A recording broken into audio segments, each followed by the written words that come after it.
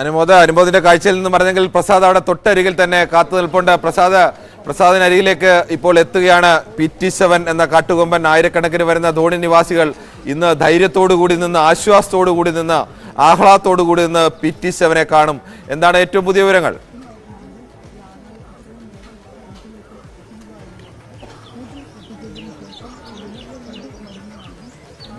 കിരൺ, അനുമോദിന്റെ കാഴ്ചയിൽ നിന്നും മാറിയ കാട്ടുകൊമ്പനെ കാണുന്നതിന് വേണ്ടി ഇപ്പോൾ ഈ പ്രവേശന കവാടത്തിൽ, ധോണിയുടെ വനത്തിന്റെ പ്രവേശന കവാടത്തിൽ ഞങ്ങൾ നിൽക്കുകയാണ്.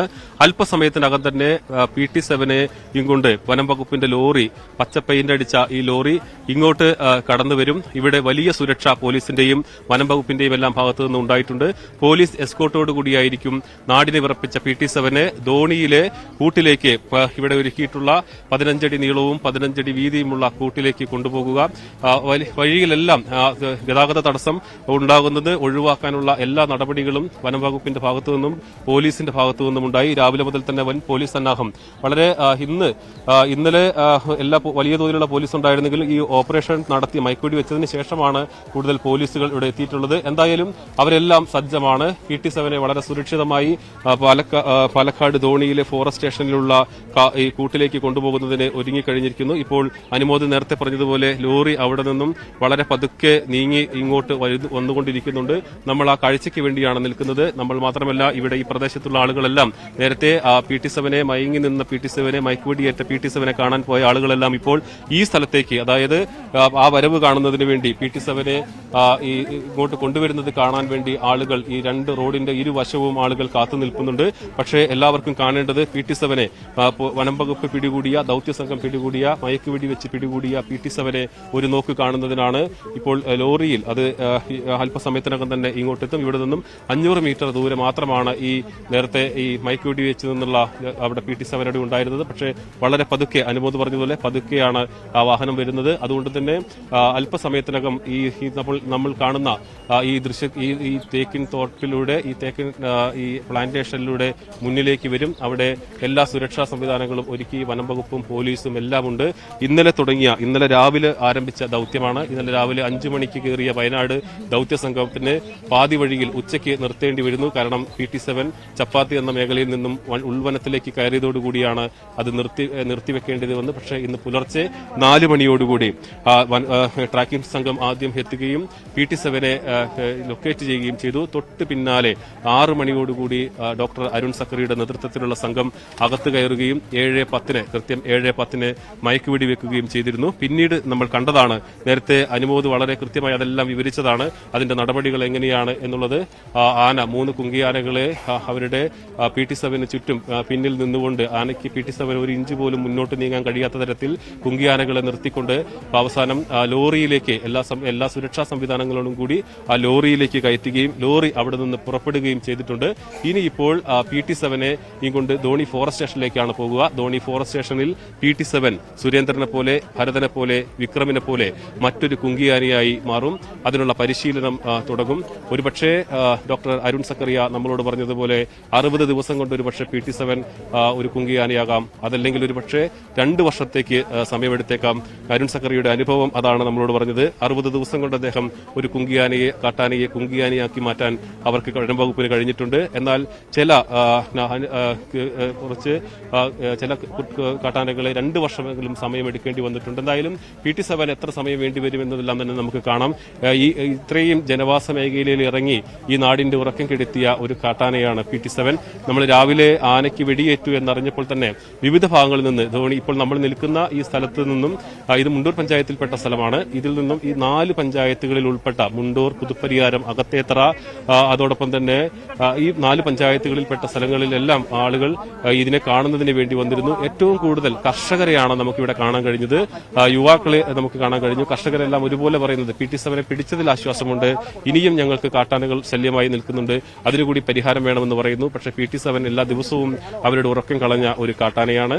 അതുതന്നെ ആ കാട്ടാനയെ ഡോക്ടർ അരുൺ സക്കറിയുടെ നേതൃത്വത്തിൽ മയക്കുവെടി വെച്ച് പിടികൂടിയിട്ടുണ്ട്. ഇനി അതിനെ കൂട്ടിലേക്ക് കൊണ്ടുപോകുന്നതിനുള്ള ഒരുക്കങ്ങളെല്ലാം കഴിഞ്ഞു. ലോറിയിൽ കയറ്റി ഇപ്പോൾ ലോറി പതുക്കെ ഈ നമ്മൾ കാണുന്ന ദൃശ്യങ്ങളിൽ കാണുന്ന ഈ വഴിയിലേക്ക്, ഇവിടെ ഈ തേക്കിൻ തോപ്പിന്റെ ഉള്ളിലൂടെ ആ ലോറി കടന്നു വരും. ആ കാഴ്ച കാണാനാണ് ആളുകളെല്ലാം തന്നെ നിൽക്കുന്നത്. എല്ലാ സുരക്ഷാ സംവിധാനങ്ങളും വനം വകുപ്പും പോലീസും ഒരുക്കിയിട്ടുണ്ട്. പോലീസിന്റെ എസ്കോർട്ടോട് കൂടിയായിരിക്കും ഇവിടെ നിന്ന് പോകുക.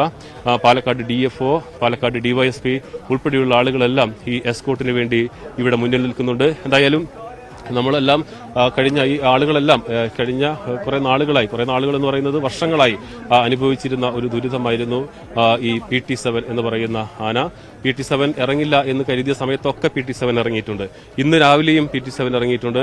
ഇവിടെ നമ്മൾ ഈ സ്ഥലത്ത്, അതായത് ഇവിടെ ആനയെ പിടിച്ചിരിക്കുന്ന ഈ സ്ഥലത്ത് നിന്നും അല്പം മാറി ഒരു പാടത്ത് രാവിലെ PT-7 ഇറങ്ങിയെന്നാണ് ഈ പ്രദേശവാസികൾ പറയുന്നത്. ഇന്നലെ PT-7 ലോക്ക് ചെയ്തു എന്ന് വനം വകുപ്പ് പറയുമ്പോൾ പോലും PT-7 ഇന്നലെയും ധോണി ഫോറസ്റ്റ് സ്റ്റേഷൻ, അതായത് ധോണിയുടെ അതിനെ കൂട്ടിലിടേണ്ട ആ കൂട്ടിന് തൊട്ടപ്പുറത്തുള്ള പാടത്തിറങ്ങിയിട്ടാണ് PT-7 കയറിപ്പോയത്. അവിടെ നിന്നാണ് ചപ്പാത്ത് മലയിലേക്ക് ഉൾക്കാട്ടിലേക്ക് ഇന്നലെ വലിഞ്ഞത്. ആ PT-7 പിന്നീട് ഇറങ്ങി വന്നു.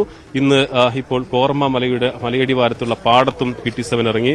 അതായത് PT-7 വേണ്ടി വനം വകുപ്പ് വല വിരിച്ചപ്പോഴെല്ലാം അത് പൊട്ടിച്ച് PT-7 ഇറങ്ങുകയും പാടത്തിറങ്ങുകയും കർഷകനെ കണ്ണീരിലാക്കുകയും എല്ലാം ചെയ്തിട്ടുണ്ട്. ആ PT-7നെയാണ് ഇപ്പോൾ മയക്കുവെടി വെച്ച് ഡോക്ടർ അരുൺ സക്കറിയും സംഘവും പിടികൂടിയിട്ടുള്ളത്. ആ PT-7 കാണാനാണ് ഇത്രയും ആളുകൾ, ഇത്രയും കർഷകർ, ഇത്രയും നാട്ടുകാർ, അതോടൊപ്പം തന്നെ ഈ പ്രദേശത്ത് നിന്ന് പുറത്തുള്ള ആളുകൾ, ധോണിയിൽ നിന്ന് പുറത്തുള്ള ആളുകളെല്ലാം ആ കാഴ്ച കാണാൻ വേണ്ടിയാണ് നിൽക്കുന്നത്. നമ്മളും അതിനുവേണ്ടിയാണ് നിൽക്കുന്നത്. അനുമോദ് നേരത്തെ പറഞ്ഞ് അവസാനിപ്പിച്ചതുപോലെ അനുമോദിന്റെ കാഴ്ചയിൽ നിന്നും ആ കൊമ്പൻ അവിടുന്ന് മറഞ്ഞെങ്കിൽ നമ്മളുടെ കാഴ്ചയിലേക്ക് ആ കൊമ്പൻ വരുന്നത് കാത്താണ് നമ്മളിവിടെ നിൽക്കുന്നത്. അതിനുവേണ്ടിയാണ് എല്ലാവരും നിൽക്കുന്നത്, എല്ലാ സുരക്ഷാ സംവിധാനങ്ങളും നിൽക്കുന്നത്. എന്തായാലും ഒരു വലിയ ദൌത്യം, നേരത്തെ വനം വകുപ്പ് മന്ത്രി പറഞ്ഞതുപോലെ വനം വകുപ്പിന്റെ ഏറ്റവും പ്രധാനപ്പെട്ട, അല്ലെങ്കിൽ ഇത്രയും ശക്തമായ ഒരു ദൌത്യം, ഇത്രയും വലിയൊരു ദൌത്യം സമീപകാലത്തൊന്നും ഉണ്ടായിരുന്നില്ല എന്നുള്ളതായിരുന്നു വനം വകുപ്പ് പറയുന്നത്. അക്ഷരാർത്ഥത്തിൽ അത് ശരിയാണ്. ഇത്രയും ദിവസം വനം വകുപ്പ് ഈ ഉത്തരവ് ഇറങ്ങുന്ന സമയത്ത്, അതായത് ഈ ഒരു കാട്ടാനയെ വെറുതെ വനം വകുപ്പിന് പിടികൂടി കൂട്ടിലാക്കാൻ കഴിയില്ല. അതിന് കൃത്യമായ കാരണങ്ങൾ വേണം. അപ്പോൾ അതിന് ഏറ്റവും ഒടുവിലത്തെ മാർഗമാണ് ആനയെ കൂട്ടിലാക്കുക എന്നുള്ളത്. അതിനു മുൻപ് ആ ആന ഉൾക്കാട്ടിലേക്ക് പോകുമോ എന്നുള്ള ശ്രമം നടത്തണം. ഉൾക്കാട്ടിലേക്ക് പോയില്ലെങ്കിൽ മാത്രമേ ആനയെ പിടികൂടി ഇത്തരത്തിൽ കൂട്ടിലാക്കാൻ പാടുള്ളൂ. അതുകൊണ്ട് തന്നെ ആ നടപടികളെല്ലാം വനംവകുപ്പ് കഴിഞ്ഞ കുറെ നാളുകളായി ചെയ്തുകൊണ്ടിരിക്കുകയായിരുന്നു. അവർ പരമാവധി ശ്രമിച്ചു ഉൾക്കാട്ടിലേക്ക് ഈ PT-7 കയറ്റാൻ. പക്ഷേ PT-7 അപ്പോഴും നിൽക്കുന്ന സ്ഥലവും ആനയെ ലോറിയിലേക്ക് കയറ്റിയ സ്ഥലവും തമ്മിൽ ഏകദേശം എന്ത് ദൂരമുണ്ട്? എടുത്തുകയും എല്ലാം PT-7 ചെയ്തു.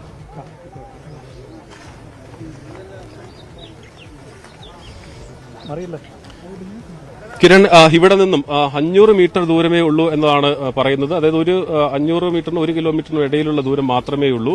അതിൽ ആദ്യത്തെ കുറച്ച് ഭാഗം റോഡ് ഇന്ന് വെട്ടിയ റോഡാണ്. JCB ഉപയോഗിച്ച് നമ്മൾ രാവിലെ അനുമതി കാണിച്ചു തന്നാണ്, ദൃശ്യങ്ങൾ കാണിച്ചു തന്നാണ്. റോഡ് വെട്ടിയിട്ടാണ് അങ്ങോട്ട് വാഹനങ്ങൾ പോയിട്ടുള്ളത്. അതുകൊണ്ട് ആ റോഡിലൂടെ എല്ലാം തന്നെ വളരെ പതുക്കെ വരാൻ കഴിയുള്ളൂ. സാധാരണ നമ്മൾ 1 കിലോമീറ്റർ താഴെയുള്ള ദൂരം സഞ്ചരിക്കുന്ന ഒരു വാഹനത്തിൽ അത്രയും വേഗത്തിൽ ഈ ലോറി വരും എന്ന് നമുക്ക് പറയാൻ കഴിയില്ല. കാരണം അത്രയേറെ സൂക്ഷ്മതയോടുകൂടി, അത്രയേറെ സാവകാശത്തിൽ മാത്രമേ വരേണ്ടതുള്ളൂ. കാരണം ഇതെല്ലാം മൺ റോഡാണ്, കല്ല് പാകിയിട്ടുള്ള റോഡുകളാണ്, മെറ്റൽ മാത്രമേ പതിച്ചിട്ടുള്ളൂ.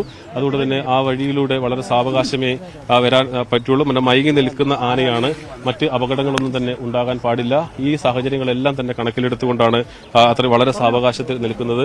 അതോടൊപ്പം ഇവിടെ ആളുകളെല്ലാം തന്നെ നമുക്ക് ആ ദൃശ്യങ്ങളിൽ കാണുന്നുണ്ട്. ഇവിടെ ഈ ആനയെ കാണുന്നതിന് വേണ്ടി അത്രയും ആളുകൾ അവിടെ തടിച്ച് കൂടി നിൽക്കുന്നുണ്ട്. പോലീസും വനം വകുപ്പും എല്ലാം വളരെ ക്ഷമയോടുകൂടി കാത്ത് നിൽക്കുകയും ചെയ്യുന്നു. അവരെല്ലാം നിയന്ത്രിക്കുന്നുണ്ട്. അതോടൊപ്പം തന്നെ DYSPയുടെയും പോലീസിന്റെയും വനം വകുപ്പിന്റെയും എസ്കോർട്ടും തയ്യാറായി കഴിഞ്ഞു. PT-7 വന്നു കഴിഞ്ഞാൽ ആ ലോറിക്ക് മുന്നിലായി ഈ വാഹനങ്ങളെല്ലാം ഈ എസ്കോർട്ടോട് കൂടിയായിരിക്കും പോകുക. അത്രയേറെ സുരക്ഷയോടുകൂടിയാണ് PT-7 ധോണിയിലെ കൂട്ടിലേക്ക് എത്തിക്കുക. എന്തായാലും നമ്മൾ കാത്തിരിക്കുകയാണ് PT-7 അവിടെ നിന്നും, വനത്തിന്റെ ഉള്ളിൽ നിന്നും മയക്കുവെടി വെച്ച് ഇപ്പോൾ കുങ്കിയാനകളുടെ സഹായത്തോടുകൂടി കൂട്ടിലാക്കിയ PT-7 കാണുന്നതിന് വേണ്ടി, വാഹനത്തിൽ കയറ്റി കൊണ്ടുവരുന്നതിന് വേണ്ടി കാത്തു നിൽക്കുകയാണ്. ഇതിനുവേണ്ടി തളയ്ക്കാൻ പോയ, അതിന് സഹായിക്കാൻ പോയ ആളുകളെല്ലാം കാട്ടിൽ നിന്ന് പുറത്തേക്ക് വരുന്നത് നമുക്ക് കാണാൻ കഴിയുന്നുണ്ട്. വനംവകുപ്പ് ജീവനക്കാരും അതോടൊപ്പം തന്നെ അവരെ സഹായത്തിനായി നിയോഗിച്ചിട്ടുള്ള ആളുകളുമെല്ലാം ഇപ്പോൾ കാടിന് പുറത്തേക്ക് വന്നുകൊണ്ടിരിക്കുന്നു. അവരെല്ലാം ഈ ദൌത്യം വിജയിച്ചതിന്റെ, ഈ വനംവകുപ്പെല്ലാം ദൌത്യം വിജയിച്ചതിന്റെ വലിയൊരു ആശ്വാസത്തിലാണ്. നേരത്തെ നമ്മൾ കർഷകരുടെ ആശ്വാസത്തെ പറ്റി പറയുമ്പോൾ വനംവകുപ്പിന് നിന്നും ഒരു തലവേദന തന്നെയായിരുന്നു PT-7. കാരണം ഓരോ തവണയും കൃഷി നശിപ്പിക്കുമ്പോൾ, കൃഷി സ്ഥലത്തേക്ക് ഇറങ്ങുമ്പോൾ ഏറ്റവും കൂടുതൽ വിമർശനം കേട്ടിരുന്നത് വനംവകുപ്പ് തന്നെയായിരുന്നു. നാട്ടുകാരുടെ പ്രതിഷേധം, ഒരുപക്ഷെ ഈ പ്രദേശത്തുള്ള ആളുകളുടെ ക്ഷമ കൂടി നമുക്ക് എടുത്തു പറയേണ്ടി വരുന്നു. കാരണം അവരും വനംവകുപ്പുമായി പരമാവധി സഹകരിച്ചുകൊണ്ടാണ് ഏതെങ്കിലും തരത്തിൽ തരത്തിലുള്ള ഒരു ആക്രമണ സ്വഭാവത്തിലുള്ള ഒരു പ്രതിഷേധങ്ങളൊന്നുമില്ലാതെ വളരെ ജനാധിപത്യ സ്വഭാവത്തിലായിരുന്നു ഇത് PT-7 പിടികൂടുന്നതുമായി ബന്ധപ്പെട്ട എല്ലാ സമരങ്ങളും നടന്നിരുന്നത്. ആ സമരങ്ങളെല്ലാം അന്നെല്ലാം അവർ അനുഭവപ്പെടുത്തിയിരുന്ന ഉറപ്പ് PT-7 പിടികൂടാൻ എല്ലാ നടപടി ഉണ്ടാകുമെന്നുള്ളതാണ്. ആ നടപടിയാണ് ഇപ്പോൾ ഉണ്ടായിട്ടുള്ളത്. മന്ത്രി പറയുന്നത് പോലെ അവരുടെ ഈ വനംവകുപ്പിന്റെ ദൗത്യങ്ങളിൽ ഏറ്റവും പ്രധാനപ്പെട്ട ഏറ്റവും വലിയ ദൗത്യമാണ് ഇപ്പോൾ പൂർത്തിയായിട്ടുള്ളത്. ഒരുപക്ഷെ ഇന്നലെ ആശങ്കയോടുകൂടി നിന്ന PT-7 പിടിക്കാൻ പറ്റുമോ എന്ന ആശങ്കയോട് നിന്നിരുന്ന അപ്പോഴും അരുൺ സക്കറിയെ പോലുള്ള ആളുകൾ പറയുന്നത് വളരെ ആത്മവിശ്വാസത്തിൽ തീർച്ചയായും പിടിക്കാൻ കഴിയും എന്ന് തന്നെയായിരുന്നു അവരെല്ലാം വളരെ ആത്മവിശ്വാസത്തോടുകൂടി പറഞ്ഞിരുന്നത്. അത് സംഭവിച്ചു കഴിഞ്ഞിരിക്കുന്നു. ഇന്നലെ പാതിവടിയിൽ നിർത്തേണ്ടി വന്നാലും ഇന്ന് അതിരാവിലെ തന്നെ ഇന്ന് പുലർച്ചെ തന്നെ ഒരു ഇടവുമില്ലാതെ ഒരു പിഴവുമില്ലാതെ അത് നടപ്പിലാക്കാൻ കഴിഞ്ഞു എന്നുള്ളതാണ്. അദ്ദേഹത്തെ പോലെ വളരെ വിദഗ്ധനായ ഒരാൾക്ക് മാത്രമേ ഇത്തരത്തിൽ മറ്റ് ആശങ്കകളൊന്നുമില്ലാതെ അത് നിർവഹിക്കാൻ കഴിയുള്ളൂ.